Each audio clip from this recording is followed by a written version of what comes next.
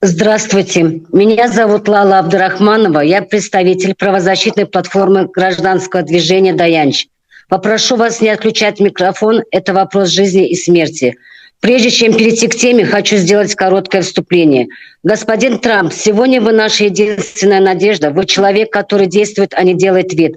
Вы тот, кто спасал политзаключенных в Беларуси и других странах. Тот, кто говорил правду, когда весь мир предпочитал молчать. Сегодня только вы можете остановить преступление власти Туркменистана, потому что ООН, ОБСЕ и Европа оказались бессильны и беззубы. На протяжении 30 лет в Туркменистане совершаются одни и те же преступления. Пытки, похищения, изнасилования, преследования, уничтожения инакомыслящих. И все это под прикрытием международного молчания. Безнаказанность дошла до предела. Режим делает все, что хочет, потому что знает, никто не остановит. А мир просто молчит. Он молчит, ОБСЕ молчит, Европа делает вид, что не видит.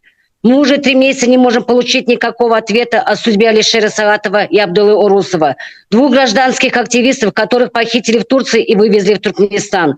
Мы не знаем, живы ли они. И это молчание тоже пытка.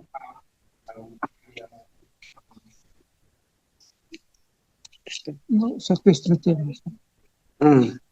Соответственно, теме. Свобода религии – это не привилегия. В Туркменистане она стала преступлением, и это пока продолжается. Страна будет оставаться заложницей диктатуры и угрозой для всего мира. Помогите нам, услышьте нас, не дайте миру снова промолчать. Thank you.